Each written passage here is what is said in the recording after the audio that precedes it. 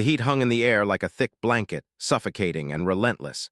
It wasn't the kind of heat that made you uncomfortable. It was the kind that made you question whether breathing was worth the effort. But inside the grand town hall of Bobo-Dioulasso, Burkina Faso's second-largest city, the real heat had nothing to do with the weather. The tension was so thick you could cut it with a knife. Before we dive deep into this incredible story, I want to ask you something. What time is it where you are right now? Which country are you watching from? Drop a comment below and let me know. And if you believe in the power of true leadership and accountability, hit that like button and subscribe to join our community. We're building something special here, a place where we celebrate leaders who actually serve their people instead of exploiting them. Now let me take you back to that fateful day. Outside the imposing colonial-era building, the streets of Bobo-Dioulasso were packed with people. These weren't the usual curious onlookers or political supporters bussed in for a rally. These were real citizens, market women who had closed their stalls, mechanics who had left their garages, students who had skipped classes, and farmers who had traveled hours from distant villages. They were all there for one reason: they were tired. Tired of watching their children go to bed hungry while politicians ate imported delicacies. Tired of seeing their hospitals run out of basic medicine while government officials flew to France for routine checkups. Tired of the endless promises that never materialized into roads, schools, or clean water. Tired of being told to be patient while the elites lived like kings. The mood outside was a strange mixture of hope and desperation. Hope because this new young leader, Captain Ibrahim Traoré, seemed different. Desperation because they had been disappointed so many times before. How many times could you believe in change before cynicism became your only defense? Inside the Grand Hall, the atmosphere was completely different. This was the domain of the old guard, the men who had ruled Burkina Faso for decades, who had survived multiple presidents, coups, and revolutions. They sat in the front rows like peacocks displaying their feathers, dressed in expensive imported suits that cost more than most Burkina earned in a year. Their gold watches caught the light from the chandeliers overhead. Their Italian leather shoes gleamed with polish. They whispered to each other in French, the colonial language that still marked you as educated and elite. These men were not worried. They had seen young revolutionaries come and go. They had watched as idealistic soldiers seized power only to become corrupted themselves within months. They had perfected the art of survival, knowing when to bow, when to bribe, and when to betray. They had turned the government budget into their personal piggy bank, and they had no intention of letting some boy soldier change that arrangement. At the podium stood Captain Ibrahim Traoré. At just 34 years old, he looked impossibly young to be leading a nation. He wore military fatigues, not as a fashion statement or to intimidate, but because he was a working soldier. His signature red beret sat firmly on his head, a symbol that had come to represent hope for ordinary Burkinabe. Ibrahim didn't look like the politicians these officials were used to dealing with. He didn't have the polished veneer of someone who had attended European universities or the smooth-talking style of career diplomats. He didn't wear expensive colognes or practice his smile in the mirror.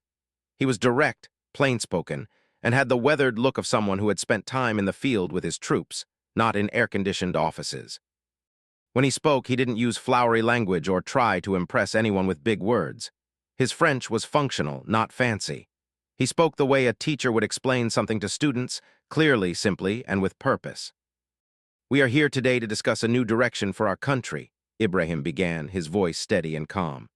"For too long, we have operated under a system where those at the top live in luxury while those at the bottom struggle to survive. This is not just wrong, it is unsustainable. Our soldiers at the front lines are fighting terrorism with outdated equipment. Our hospitals lack basic supplies. Our schools have more students than chairs. Meanwhile, we spend millions on first-class flights, luxury cars, and unnecessary allowances for officials." The room remained quiet, but it was an uncomfortable silence. The officials in the front row shifted in their seats. Some checked their phones, others stared at the ceiling or adjusted their ties. They weren't used to being lectured about sacrifice. Ibrahim continued, his tone becoming firmer. "I am proposing an austerity plan. Starting immediately, all high-level government officials will see a reduction in their discredit. Honorary budgets, no more business-class flights when economy will do, no more luxury vehicle allowances, no more bloated entertainment budgets. The money we save will go directly to our defense forces and to infrastructure projects in rural areas." He paused, looking around the room. making eye contact with the disgruntled faces staring back at him. We cannot ask the people of Burkina Faso to tighten their belts if we in positions of leadership are not willing to tighten ours first. The money belongs to the people. It was never ours to spend on ourselves. The silence that followed was deafening. You could feel the resistance in the air, thick and palpable. These men and women had built their entire lifestyle around government perks. Their children attended private schools paid for by education allowances. Their wives shopped in Dubai on diplomatic travel budgets. Their mansions were financed through housing supplements. The idea of actually living within a reasonable salary was foreign to them, and then it happened. The sound of a chair scraping loudly against the polished floor echoed through the hall like a gunshot. Every head turned toward the source of the noise. Minister Francois Caboret rose to his feet slowly, deliberately, making sure every eye in the room was on him. At 65 years old, Caboret was a legend in Burkina politics, but for all the wrong reasons. He had served under 3 different presidents, somehow managing to keep his position and his power regardless of who was in charge. He owned multiple properties in Ouagadougou, Paris, and Abidjan. His children lived abroad, educated at the finest universities. He drove a Mercedes that cost more than the annual budget of a small village.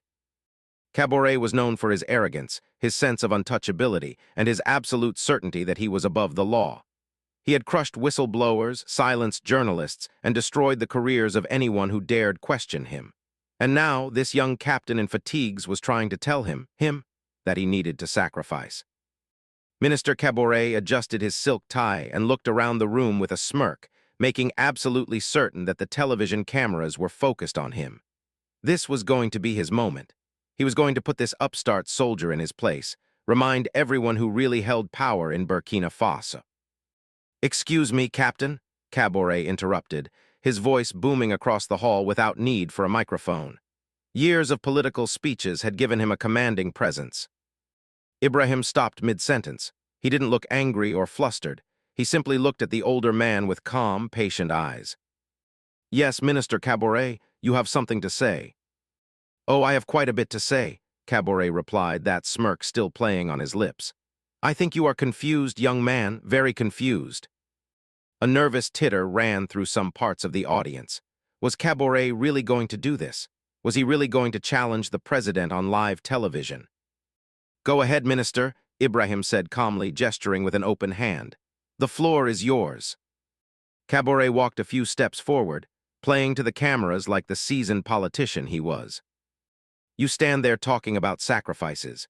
You're talking about taking away our hard-earned benefits, our compensation for years of service to this nation. But let me tell you something, son, and I call you son because I could be your father. I was signing laws and running ministries before you were even born. I was building this country when you were still in diapers." Some of the older officials nodded in agreement. A few even muttered words of support. Caboret was emboldened.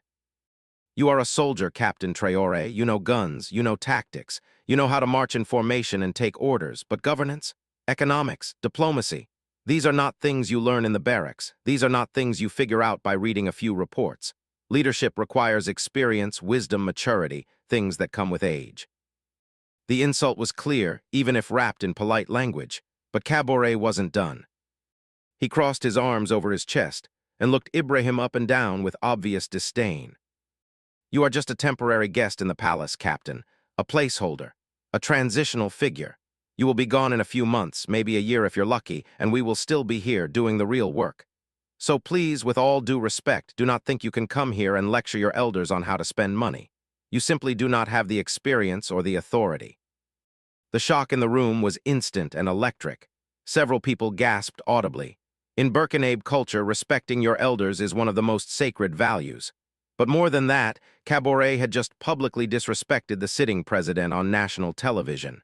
This wasn't just rude, it was potentially treasonous. But Caboret wasn't finished. Perhaps sensing that he had already crossed the line, he decided to go all the way.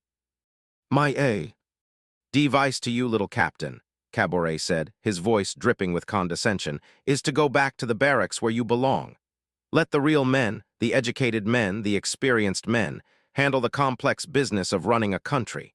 We don't need a boy in military boots telling us what to do." The insults hung in the air like smoke. The camera operators didn't know where to point their lenses.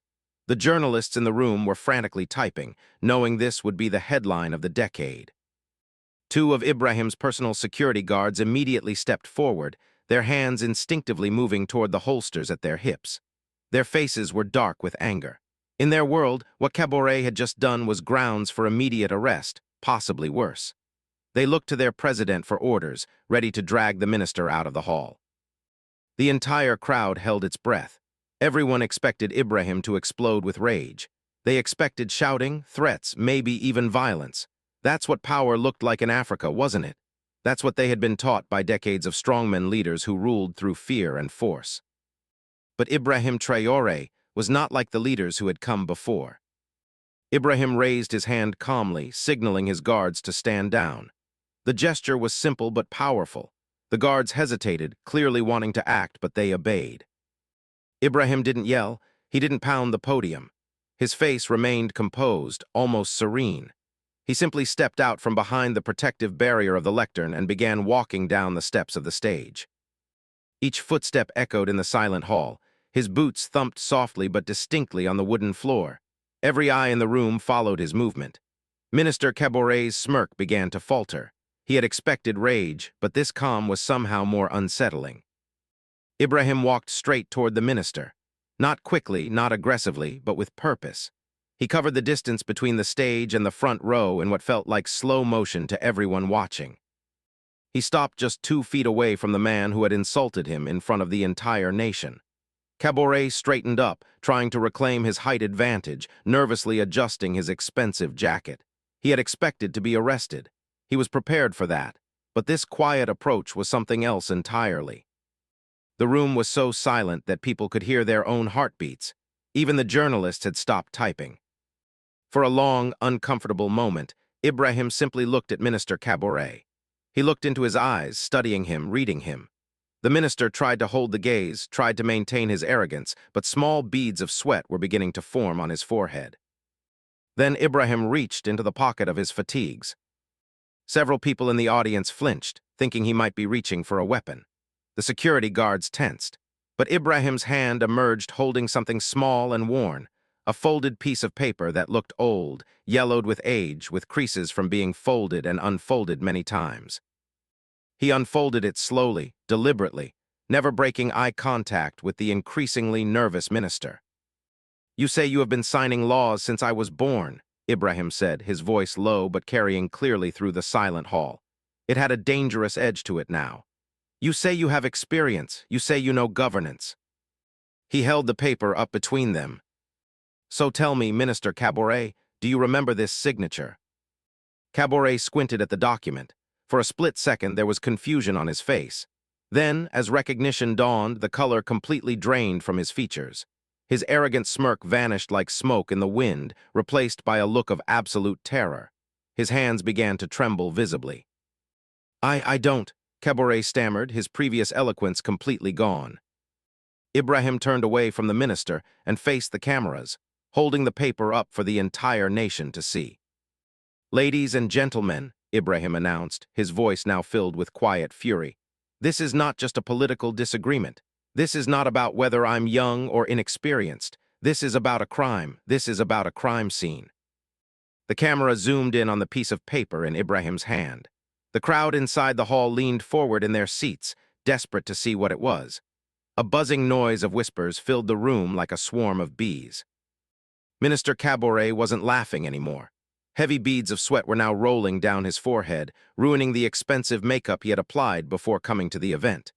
His breathing became rapid and shallow. He looked like a deer caught in headlights, frozen, terrified, knowing that death was imminent but unable to move. He reached out with a shaking hand, trying to snatch the paper away, perhaps thinking he could destroy the evidence. But Ibrahim pulled it back smoothly, just out of reach.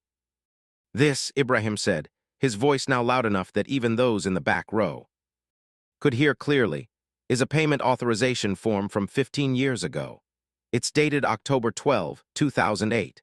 It authorizes the transfer of 500 million CFA francs from the National Treasury for the construction of a modern maternity ward in the village of Kaya." He paused, letting the numbers sink in. 500 million CFA francs. In a country where many families lived on less than $1 a day, that was an astronomical sum. That's approximately 850,000 US dollars, Ibrahim continued, making sure the international journalists in the room understood the scale. It was supposed to build a state-of-the-art facility with beds, medical equipment, trained staff, and incubators for premature babies. It was supposed to save lives. Ibrahim took a step closer to Traoré, who seemed to be shrinking before everyone's eyes. But Minister, if you go to Kaya today, do you know what you will find? Traoré remained silent. His jaw was clenched tight. He refused to answer, perhaps hoping that silence would somehow save him. I'll tell you what you find, Ibrahim continued, his voice rising with righteous anger. You find nothing. You find an empty field. You find dirt and weeds. You find goats grazing where a hospital should stand. You find no building, no equipment, no hope. The crowd gasped. Some people put their hands over their mouths in shock. For 15 years, Ibrahim's voice cracked slightly with emotion, the women of Kaya have given birth on the floors of their homes. They have delivered babies in the backs of carts being rushed to the nearest clinic 40 kilometers away. They have watched their newborns die because there was no incubator, no oxygen, no trained midwife nearby. He held up the paper again, pointing at a signature at the bottom. Hundreds of babies died because of that empty field. And do you know why there is no hospital? Because this signature. He tapped it forcefully. This signature right here belongs to Minister François Traoré, and the 500 million francs that were supposed to build that hospital, they disappeared. They went into private bank accounts. They paid for villas in France and cars in Abidjan. They funded the luxurious lifestyle of the very man who just told me I'm too young to understand governance. The room exploded. People gasped, shouted, and stood up from their seats. The journalists were typing so fast their fingers were a blur. This wasn't rumor or speculation anymore. Ibrahim had receipts, literal receipts. Minister Traoré suddenly found his voice. He waved his hands dismissively, trying to regain control of the narrative. This is nonsense, he shouted over the noise, his voice cracking. This is a setup. That document is a fake. You are trying to frame me because I dared to stand up to you because I told you the truth. You're a dictator just like all the others. He spun around to face the other officials sitting in the front rows, desperately looking for allies. Can you believe this? I sign thousands of documents every year. Thousands. I cannot possibly remember every little project from decades ago. This is clearly a political stunt designed to discredit me and everyone who opposes this regime. He turned back to Ibrahim, pointing an accusing finger. You're attacking the integrity of this government. You're attacking all of us who have dedicated our lives to this country. This is a witch hunt. But as Traoré looked around for support, he found none. The other officials who had nodded along with his earlier speech were now very interested in their shoes. They shifted uncomfortably in their seats. They could smell the blood in the water, and they didn't want to be associated with a sinking ship. In politics, loyalty evaporates fast when the spotlight gets too hot. Ibrahim waited patiently for Traoré to finish his tirade. He stood there with arms crossed, his expression neutral, almost sympathetic, like a teacher waiting for a student to finish making excuses. You say it's fake, Ibrahim said quietly when Traoré finally ran out of breath. You say you don't remember. He nodded slowly, as if he had expected exactly this response. That's what I thought you would say. In my experience, liars always develop very poor memories when confronted with evidence. It's quite remarkable how selective memory becomes when prison sentences are involved. Ibrahim turned his back on the minister and walked slowly back toward the podium. The crowd watched in confusion. Was that it? Was he going to let Traoré talk his way out of this? Then Ibrahim reached the microphone and spoke two words that changed everything. Open the doors. The heavy double doors at the back of the grand hall creaked open slowly. The entire crowd turned their heads in unison, like spectators at a tennis match. The journalists redirected their cameras. Two military police officers stepped through the doorway first. They were in full uniform, their faces serious and professional, but they weren't the main attraction. Walking, between them looking small and nervous, was a man in his late 40s. He wore a simple, worn suit that was at least 2 sizes too big for his thin frame, making him look even more vulnerable. He clutched a battered leather briefcase to his chest like it was a life vest, and he was drowning. He walked with a noticeable limp, his left leg dragging slightly with each step. His eyes darted nervously around the opulent hall, taking in the chandeliers, the important people, the cameras. He was clearly terrified, out of his element. This was a man who lived in the shadows, in back offices, processing papers and keeping secrets. Being in the spotlight like this must have felt like torture. His eyes scanned the crowd until they landed on Minister Traoré. And when that happened, something remarkable occurred. Minister Traoré's knees visibly buckled. The arrogant, powerful man who had been shouting just moments ago suddenly grabbed the edge of the table in front of him to prevent himself from falling. His face turned a ghostly shade of gray, as if he had seen a spirit. He whispered a single name, so quietly that the microphones barely picked it up. Seydou. Ibrahim walked over to the limping man and placed a gentle, reassuring hand on his shoulder. The gesture was protective, almost paternal. "Ladies and gentlemen of Burkina Faso," Ibrahim announced clearly into the microphone, "Minister Traoré says he doesn't remember authorizing the payment for the Kaya hospital. He says the document might be fake. He says I'm conducting a political witch hunt." He paused for effect. "But there is someone who remembers everything. Let me introduce you to Seydou Ouedraogo.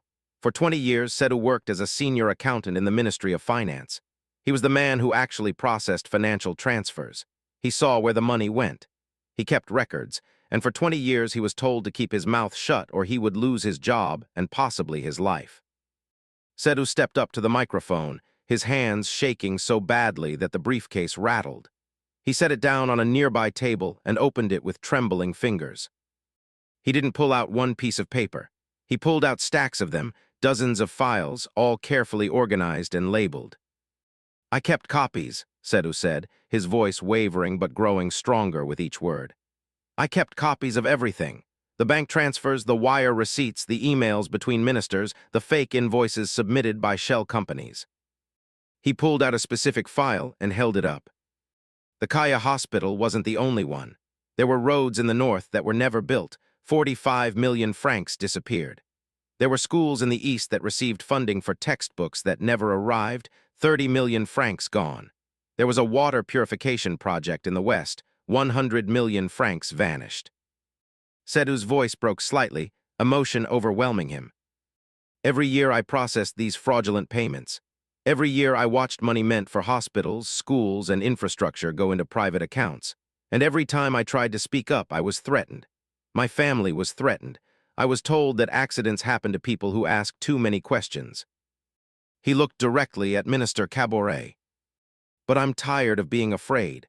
I'm tired of watching children die because men like you stole their futures. I'm tired of being silent." The crowd was in absolute pandemonium. Some people were crying, others were shouting in anger.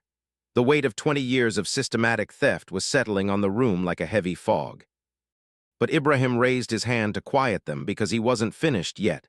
Ibrahim took a specific file from Seydou's stack, one that looked thicker than the others, bound with red string that indicated classified material. He walked back toward Minister Traoré, who now looked like he might actually faint. "You thought you buried this," Ibrahim said, his voice hard as steel. "You thought that because you were rich and powerful and connected, you could steal from the poor and no one would ever touch you. You thought your position made you untouchable." He held up the thick file. "But you forgot one thing, Minister.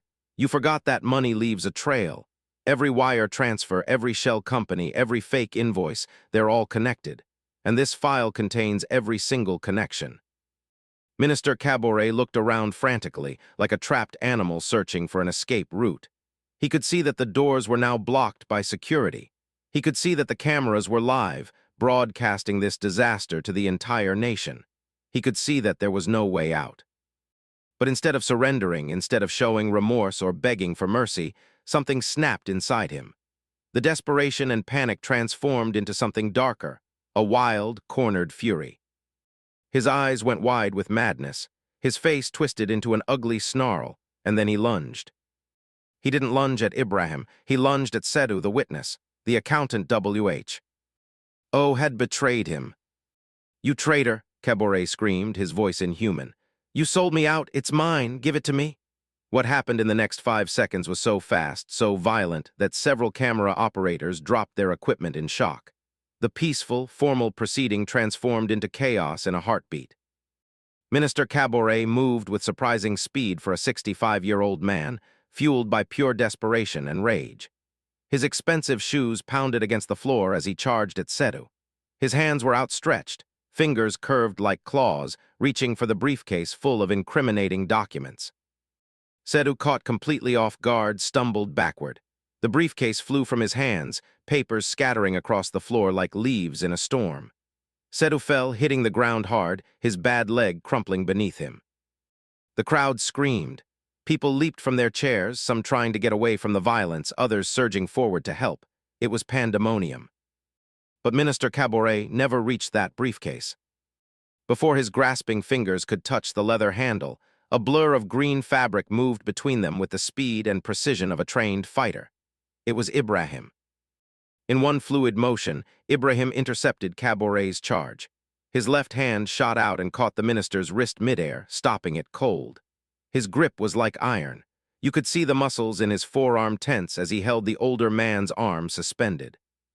Traoré tried to pull away, tried to swing his other hand, but Ibrahim was trained for combat. While Traoré had spent decades in air-conditioned offices, Ibrahim had spent years in the field. The difference was stark and immediate. Ibrahim stepped inside Traoré's guard, driving his shoulder into the minister's chest. The older man let out a grunt as the air was knocked from his lungs. In the same smooth motion, Ibrahim twisted his grip on Traoré's wrist, not enough to break anything, but enough to send a clear message. With a movement that looked like something from a martial arts film, Ibrahim wrenched Traoré's arm backward, simultaneously sweeping the minister's legs out from under him with a calculated kick. Traoré hit the floor hard. The expensive suit that had made him look so important now made him look ridiculous as he sprawled on the polished wood. He tried to scramble up, his face red with humiliation and rage, but Ibrahim was already there, dropping to one knee and pinning him down. Ibrahim's knee pressed firmly into the minister's back, right between his shoulder blades. It wasn't brutal or excessive, just perfectly controlled pressure that made it impossible for Traoré to move. The whole takedown had taken maybe 3 seconds. The room went silent again, but this time it was a different kind of silence. This wasn't the uncomfortable quiet of people waiting for violence. This was the awed silence of people who had just witnessed something profound. The image was striking and symbolic. The young captain in his simple military fatigues, calm and controlled, holding down the flailing minister in his expensive imported suit. It was the perfect visual metaphor for what was happening to Burkina Faso, the new order restraining the corruption of the old guard. Enough, Ibrahim said. His voice wasn't loud, but it carried through the entire hall with absolute authority. It's over. The military police rushed forward, quickly pulling out handcuffs. They yanked Traoré to his feet, snapping the metal restraints around his wrists with practiced efficiency. "Get your hands off me," Traoré screamed, his earlier eloquence completely gone, replaced by raw desperation. "I have immunity. I am a senior government official. You cannot do this. I will have your badges. I will have your heads. Do you know who I am?" Ibrahim stood up slowly, brushing dirt from his knee. He signaled for the officers to wait a moment before taking Traoré away. He wanted the nation to see this. He walked over to where the minister stood restrained between 2 officers, his perfect hair now disheveled, his silk tie hanging askew, blood trickling from his nose where it had hit the floor. Ibrahim picked up the microphone and pointed it at the pathetic figure. "Look at him," Ibrahim said to the cameras. 10 minutes ago, he stood here like a giant. He lectured me about experience and wisdom. He told you all that young people had no business leading." He gestured at the handcuffed, defeated man. "But look at him now. This is not the face of wisdom. This is not the face of an elder deserving respect. This is the face of a thief who got caught. This is the face of a man who stole from dying babies and built mansions with blood money." Ibrahim turned to address the crowd directly. "They want you to believe they are powerful. They want you to believe they are untouchable, that the system protects them. But their power is an illusion. It is built entirely on your fear. The moment you stop fearing them, the moment you demand account. Ability, they crumble like paper." He nodded to the officers. "Take him away." The sound of those handcuffs clicking shut echoed through the hall like a bell tolling. It was a sound the people of Burkina Faso had waited decades to hear, the sound of justice finally arriving. As the military police began dragging him toward the exit, Minister Caboret's survival instincts kicked in one final time. His ego was gone. His pride was shattered. All that remained was the desperate scrambling of a cornered rat. "Wait," he shouted, his voice breaking. "Wait, you can't do this, Traoré. You think you can just arrest me and that's the end of it." The officers paused, looking to Ibrahim for direction. Caboret's face twisted into something ugly, a mixture of fear and vindictive rage. "You think I ate that 500 million alone?" he screamed. "You naive fool, do you really think one minister could steal that much money without help? I passed it up the chain. There are people above me, people you depend on, people in your own government, people in your own military." The room froze. The other officials sitting in the audience suddenly looked very uncomfortable. Some were pale. A few were slowly reaching for their phones, probably trying to figure out which airport had the next international flight. "If I go down," Caboret continued, his voice rising to a hysteric pitch, "half this room goes down with me. I have files, I have recordings, I have bank statements with names you wouldn't believe, names that would shock this country. Do you want me to start listing them right now, right here on live television?"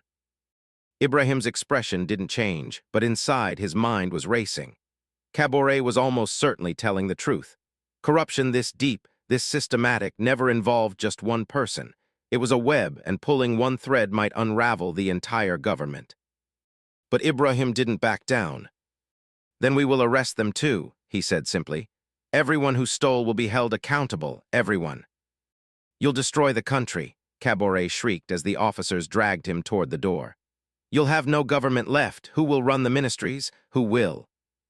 His voice faded as they pulled him through the doors and into the hallway beyond. The heavy doors swung shut, cutting off his desperate threats. For a moment the hall was completely silent again. Then, slowly at first, but building like a wave, applause began. It started with one person, then another. Then suddenly the entire crowd was on their feet, clapping, cheering, some openly weeping with joy. They had waited so long for this moment. For decades, they had watched corrupt officials walk free, untouchable, mocking the very idea of justice. And now, finally, one of them had been brought down. But Ibrahim didn't smile. He didn't wave or acknowledge the applause. Something was wrong. That cold feeling was creeping up his spine, the same instinct that had kept him alive during military operations in the Sahel.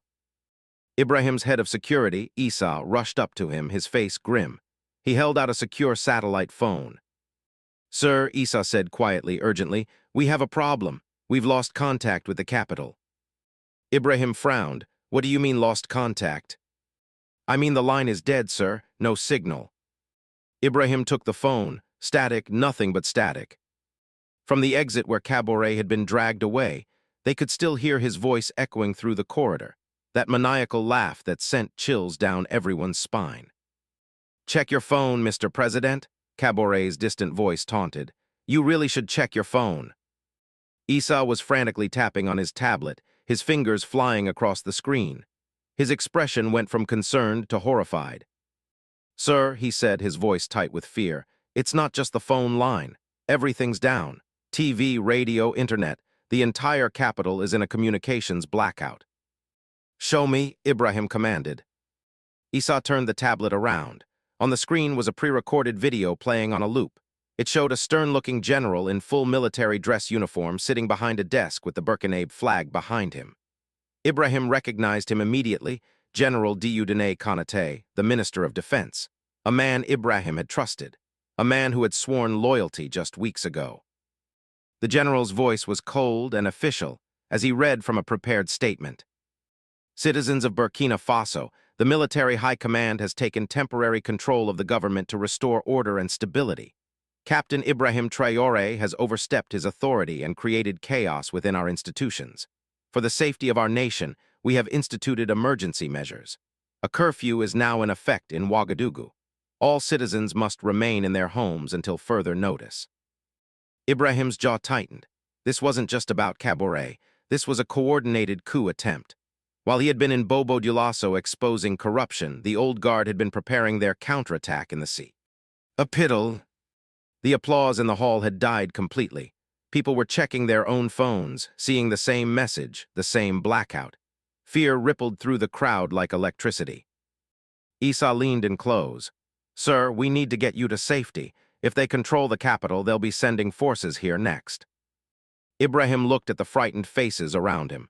The ordinary citizens who had come hoping for change, the journalists who had documented everything, Sedu the accountant who had risked his life to testify. If he ran now, if he retreated to save himself, what message would that send? No, Ibrahim said firmly, we don't run. Sir, with respect. I said we don't run, Isa. Ibrahim's voice had that quiet steel in it that his men knew meant the decision was final. How many loyal troops do we have in Bobo Dioulasso? Maybe 200, sir, but in Ouagadougou they have thousands. Then we need to move fast. Ibrahim turned to the crowd, raising his voice. Everyone, please remain calm. Do not panic. Go to your homes and stay safe. This will be resolved. He grabbed Esau's arm. Get me a direct line to Colonel Sawadogo at the 3rd Regiment and find out which units in the capital are still loyal. As his security team scrambled to execute orders, Ibrahim walked back to where Sedu was still sitting on the floor, surrounded by scattered papers. The accountant looked up with terrified eyes. They're going to kill me now, aren't they? Sedu whispered. I should have stayed silent. Ibrahim helped him to his feet. You did the right thing, and I promise you I will not let them touch you. He looked at his guards. Get him to a safe house, triple security, nobody goes in or out. As Sedu was escorted away, clutching his precious briefcase of evidence, Ibrahim allowed himself one moment of doubt. Maybe Traoré had been right. Maybe he was too young, too inexperienced for this. A real coup, orchestrated by military generals who had decades of tactical experience. How was he supposed to fight that? But then he remembered why he had taken power in the first place. He remembered the faces of soldiers at the front lines, fighting with broken equipment while generals lived in mansions. He remembered villages without water, without schools, without hope. He remembered that every revolution faced its darkest moment. This was his. The convoy of military vehicles tore through the streets of Bobo Dioulasso at dangerous speeds, their sirens wailing.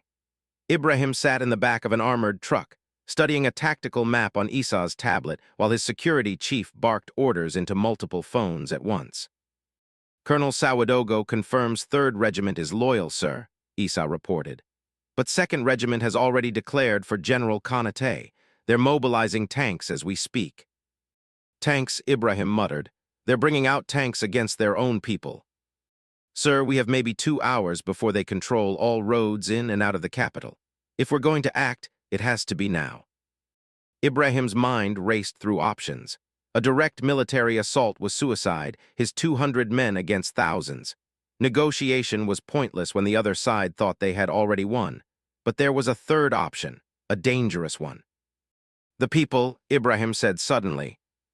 Sir, Isa, the broadcast. Konaté's message was on television and radio, correct? Yes, sir, all state media. But it wasn't live, it was pre-recorded. Isa's eyes widened as he understood. You want to broadcast a counter-message. Not just a message, a call to action. Ibrahim leaned forward. General Konaté thinks he can just announce a coup and people will accept it because that's how it's always worked. Generals take power, people stay inside, and by morning it's over. But he doesn't understand things have changed. The people saw what happened today. They saw Traoré arrested. They saw justice. They're not going to just give that up. Sir, even if we could broadcast, we don't control the stations in Ouagadougou. No, but we have something better. Ibrahim pulled out his personal phone, a simple device he had insisted on keeping despite security protocols. We have the internet, and we have the truth. Within minutes, Ibrahim was sitting in a makeshift studio, really just a room in a military barracks with a phone, camera, and a Burkina flag hastily hung on the wall. It wasn't polished, it wasn't professional, but it was real. One of his young soldiers held the phone up, framing the shot. We're streaming live on Facebook, Twitter, and TikTok, sir. Already 50,000 viewers. 80,000. Sir, this is spreading fast. Ibrahim looked directly into the camera. He didn't try to hide his fatigue or his concern. He spoke like a human being, not a politician. My brothers and sisters of Burkina Faso, by now you have heard that there has been a coup attempt in Ouagadougou. General Konaté and certain elements within the military have seized government buildings and are claiming authority. They tell you this is for stability, for order. But let me tell you what this really is. This is the old guard refusing to let go. This is corrupt officials who saw one of their own arrested for stealing from hospitals and schools, and they panicked. They know if Traoré talks, if he reveals all the names, their stolen fortunes and their fake reputations will crumble. So they are trying to seize power before justice catches up with them. He paused, letting his words sink in. Tonight they expect you to be afraid. They expect you to stay in your homes and accept this like you have accepted every coup, every power grab, every betrayal for the past 40 years. But I am asking you to do something different. I'm asking you to stand up. Not with weapons, I don't want violence, but stand up with your presence. Go to the streets. Go to the presidential palace, to the ministry buildings, to the military barracks. Go and stand there peacefully. Show them that the people of Burkina Faso will not accept corruption anymore. Show them that you are the real power in this country, not the generals, not the ministers, you. The soldier holding the phone whispered, "Sir, we're at 500,000 viewers now. It's going viral." Ibrahim continued, his voice growing more passionate. "They have tanks, they have guns, but we have something stronger. We have the truth and we have each other. They can arrest me. They can arrest Sedu, the brave accountant who testified today. They can try to silence everyone who speaks out, but they cannot arrest 1 million people. They cannot silence an entire nation. The choice is yours. You can stay home and wake up tomorrow under the rule of thieves and liars, or you can step outside and take back your country. I will be traveling to Ouagadougou tonight. I will walk into that presidential palace whether they allow me or not. The question is, will you be there with me?" He reached forward and ended the stream himself. The room was silent for a moment. Then Issa spoke, his voice uncertain. "Sir, you do realize you just invited the entire country to join what might become a massacre. If General Konaté orders his troops to fire on civilians." "He won't," Ibrahim said with more confidence than he felt. "Most of those soldiers are from villages just like the ones we're fighting for. They joined the military to serve their people, not to shoot them. Konaté is gambling that the people won't resist. Now we're gambling that the soldiers won't fire. One of us is about to be proven very wrong. What happened in the next 6 hours would be studied in military academies and political science courses for decades to come." Ibrahim's video spread across Burkina Faso like wildfire.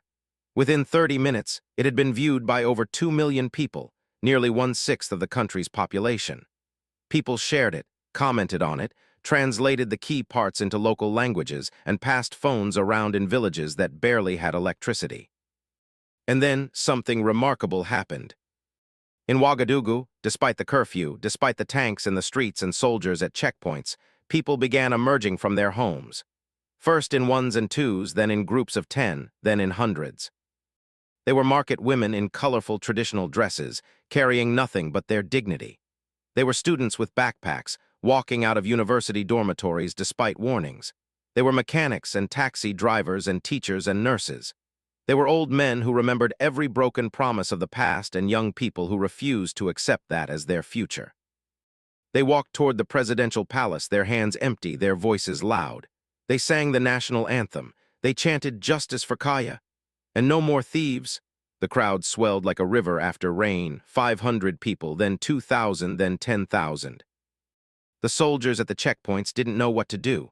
Their orders were to enforce the curfew, to stop anyone from gathering. But these weren't armed rebels or violent protesters. These were their own people, their mothers, their cousins, their neighbors. Some of the soldiers raised their weapons nervously, but they didn't fire. At one checkpoint, a grandmother walked right up to a young soldier. He couldn't have been more than 20 years old, and she grabbed his rifle, pushing it down toward the ground. "Would you shoot me, child?" she asked him loudly so everyone could hear. "I knew your mother. I bought vegetables from her stall. Would you shoot me for wanting my granddaughter to have a hospital?" The soldier's hands were shaking. Tears rolled down his face. He lowered his weapon and stepped aside. The people walked past.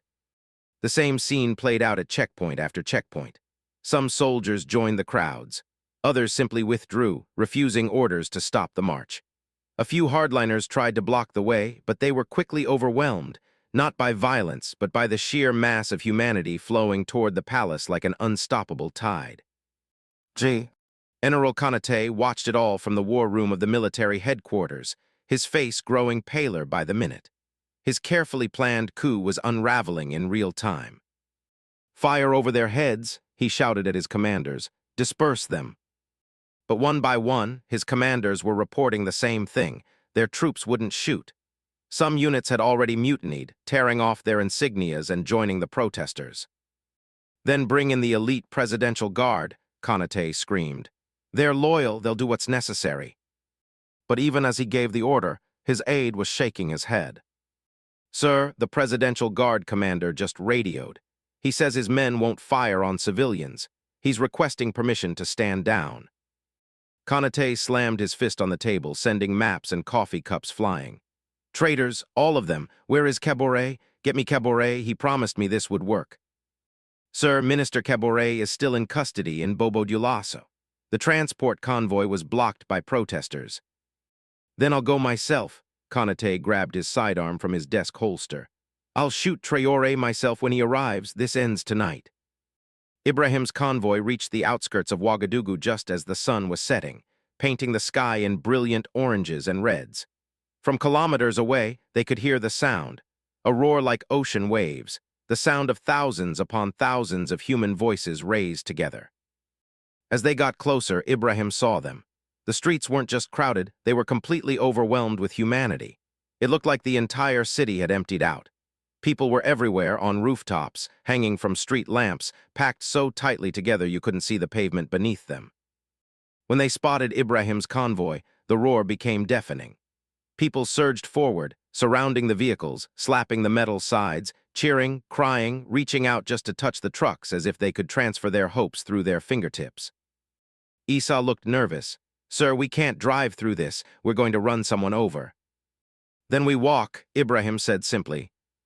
"Sir, that's not secure. General Konate could have snipers."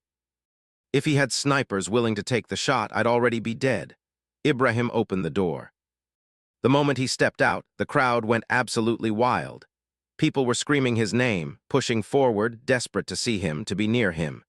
His security team formed a tight circle around him, but it was like trying to hold back the ocean. Ibrahim raised his hands, calling for calm, but his voice was lost in the chaos. An old woman pushed through the guards and grabbed his hand, kissing it, tears streaming down her weathered face. "Thank you," she sobbed. "Thank you for remembering us, thank you for caring." A young man, couldn't have been more than 18, climbed onto someone's shoulders so Ibrahim could see him. "We're with you, Captain, all the way. Tell us what to do." Ibrahim looked around at the sea of faces, poor faces, tired faces, hopeful faces. These people had walked hours to be here. They had defied armed soldiers. They had risked everything because he had asked them to believe that change was possible. He couldn't let them down. With Isa and his security team clearing a path, Ibrahim began the long walk toward the presidential palace. The crowd moved with him, a human shield thousands deep. They sang revolutionary songs, old anthems from Burkina Faso's history, songs about Thomas Sankara, the previous revolutionary leader who had fought against corruption decades ago before being betrayed and killed. As they approached the palace gates, Ibrahim could see General Konate standing on the steps, surrounded by about 50 soldiers in dress uniforms. They had their rifles, but the weapons were pointed at the ground. They looked confused, frightened, completely unprepared for this. Konate himself looked like he had aged 10 years in the past 6 hours. His uniform was disheveled, his face haggard. This was not how coups were supposed to work. "That's far enough, Traoré," Konate shouted over the noise of the crowd. His hand rested on his holstered pistol. Ibrahim stopped about 20 meters away. The crowd behind him went quiet, creating an eerie silence that somehow felt louder than all the shouting. "It's over, General," Ibrahim called out. "Look around you, you've already lost." "I have 50 armed men," Konate shot back. "You have circus performers and street vendors, one word from me and—" "And what?" Ibrahim interrupted. "You'll order them to fire into a crowd of 50,000 unarmed civilians. Is that what you became a general for? Is that the legacy you want?" Konate's jaw worked, but no words came out. Ibrahim took a step forward. His security team tensed, but he waved them back. He walked forward alone, slowly, deliberately, his hands visible and empty.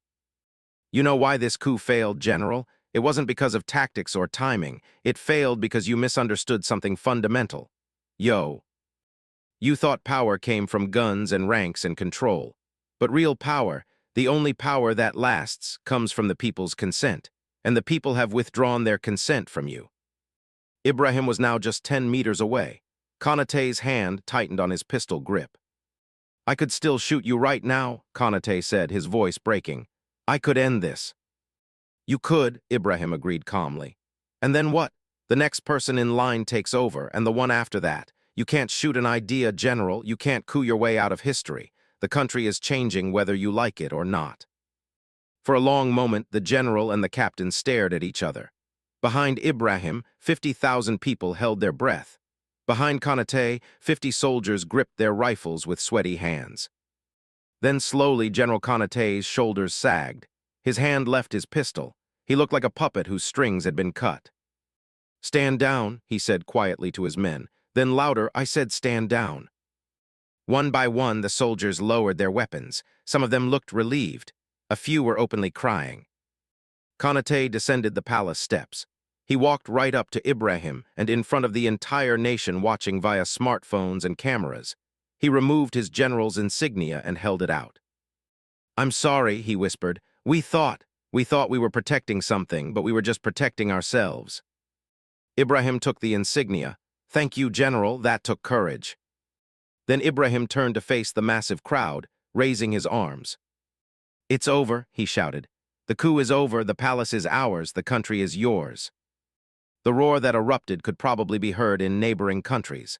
People danced in the streets, hugged strangers, waved flags. Years of frustration and oppression came pouring out in waves of pure joy. But Ibrahim knew the real work was just beginning. The sun rose over Ouagadougou on a country that had fundamentally changed overnight. The streets were littered with the debris of celebration, discarded flags, empty water bottles, abandoned shoes lost in the crush of the crowd. But there was also something else in the air: hope. Ibrahim hadn't slept. He had spent the entire night in emergency meetings, reorganizing the government, ensuring loyal commanders were in key positions, and most importantly, beginning the process of freezing bank accounts and seizing assets from those implicated in the corruption networks. Sedou's files had been comprehensive. By dawn, they had identified 47 officials across multiple ministries who had been part of the systematic theft. Arrest warrants were being prepared. Asset recovery teams were being assembled. This wasn't just about punishing Traoré, this was about dismantling an entire system. But Ibrahim also knew that justice had to be balanced with stability. He couldn't arrest everyone at once without paralyzing the government. Some of the corrupt officials would have to stay in place temporarily while replacements were found and trained. It was messy, imperfect, and deeply frustrating. This was the reality of governance that no revolution prepared you for. A knock on his office door pulled Ibrahim from his thoughts. Issa entered, carrying yet another stack of urgent reports. "Sir, the international community is demanding a statement. The AU, ECOWAS, France, the US, everyone wants to know if this government is stable." Ibrahim rubbed his tired eyes.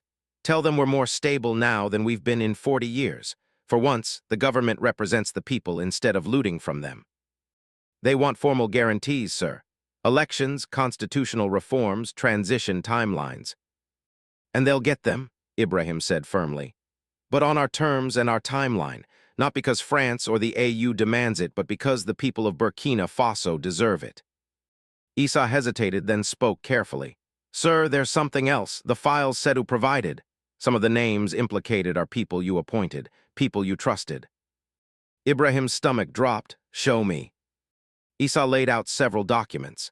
Ibrahim scanned them, and his heart sank. There, in black and white, were evidence trails leading to 3 of his own cabinet members, ministers he had personally chosen because he believed they were clean, untouched by the old corruption. "How?" Ibrahim whispered. "The system was deeper than anyone realized, sir. Even people who wanted to be honest got pulled in. A signature here, a favor there, and suddenly they were compromised." Ibrahim stared at the names. These were good people, or he had thought they were. How many times could you tear down the corruption before you ran out of people to rebuild with? "Arrest them," Ibrahim said quietly. "All of them, even if it means I have to run half the ministries myself. No exceptions, no mercy. If we compromise now, we become exactly what we fought against." Issa nodded and left to execute the orders. Ibrahim walked to the window of his office. The same office where so many previous leaders had stood, made promises, and then betrayed them. He looked out at Ouagadougou waking up, at street vendors setting up their stalls, at children walking to school, at normal people living normal lives. They were counting on him, not to be perfect, nobody expected perfection, but to be honest, to try to care. His phone buzzed, a text message from an unknown number. You think you've won? You've arrested a few thieves and made yourself a hero, but the system that created us is still there. The banks that hold our money are still there. The foreign powers that protected us are still there. You're just one man, Captain, and everyone has a price. We'll be back. We always come back. Ibrahim deleted the message, but its words lingered. Because deep down he knew it was true. Corruption was like a weed, you could cut it back, but the roots went deep. It would try to grow back, and he would have to cut it again. And again. And again. This wasn't a battle that could be won in a day or a year. This was going to be the work of a lifetime, maybe several lifetimes. But looking out at his country, at his people, Ibrahim made himself a promise. Every day he had an office, he would wake up and choose to fight. He would make mistakes. He would disappoint people. He would fail sometimes. But he would never stop trying. The Kaya Hospital was finally being built. Ibrahim stood at the construction site, watching as workers poured concrete foundations where weeds had grown for 15 years. The construction was being funded by the recovered assets from Minister Traoré and 23 other convicted officials. Every franc accounted for, every receipt public, every brick a small victory. Next to him stood Sedu, the accountant who had kept records for 20 years. He was now the head of the new Anti-Corruption Commission, an independent body with real power to investigate anyone, even the president. It's not as big as the original plans, Sedu said apologetically. The recovered money wasn't enough for everything we wanted. It's big enough, Ibrahim replied.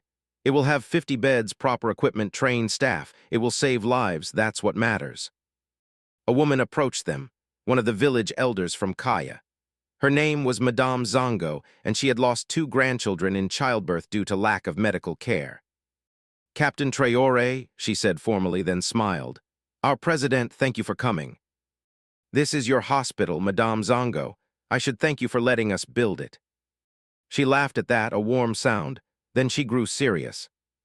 People in the village, they talk about you. They say you're different from the others. They say you actually care. She paused. But they also worry. They worry that you'll become like them, that the power will change you, that in a few years you'll be just another rich man in a palace making promises. Ibrahim met her eyes. I worry about that too, Madame, every single day. Good, she said firmly. The day you stop worrying is the day you become them. Keep worrying, young man, keep remembering us. As she walked away, Sedu spoke quietly. She's right, you know. History is full of revolutionaries who became the tyrants they replaced. I know, Ibrahim said, but it's also full of people who changed things for the better, even if imperfectly. Maybe we won't fix everything. Maybe we'll make new mistakes, but at least these will be honest mistakes made while trying to do the right thing. They stood there in silence, watching the construction workers build the foundation of something that should have been built 15 years ago. It wasn't perfect. It wasn't the ending of a fairy tale where all problems were solved, but it was progress, real, tangible progress. And sometimes that's all a revolution can give you, not perfection, just a chance. A fighting chance to be better than you were yesterday. As Ibrahim prepared to leave, he noticed a young boy, maybe 10 years old, watching from behind a tree. The boy's clothes were torn and dusty, his feet bare. Ibrahim walked over. What's your name? Amadou, sir. Mr. President, sir. Just Ibrahim is fine. What are you doing here, Amadou? The boy pointed at the construction. My mother says when that hospital is finished, babies won't die anymore, like my little sister did. His eyes were solemn, too old for his young face. Ibrahim knelt down to the boy's level. I'm sorry about your sister, Amadou. It's okay, the boy said with the brutal honesty of children. But I wanted to see the hospital being built, so I know it's real, so I know adults don't always lie. Those words hit Ibrahim harder than any speech or protest ever had. This was what it was all about, not grand gestures or dramatic arrests, not even bringing down corrupt ministers. It was about a little boy learning that adults could keep their promises, that governments could work for people instead of exploiting them. That hope wasn't just a word politi. Science used to win elections. Come on, Ibrahim said, standing up and offering his hand. Let me show you the blueprints. Would you like to see what this hospital will look like when it's finished? Amadou's face lit up like a sunrise. He took Ibrahim's hand, and together they walked toward the construction office.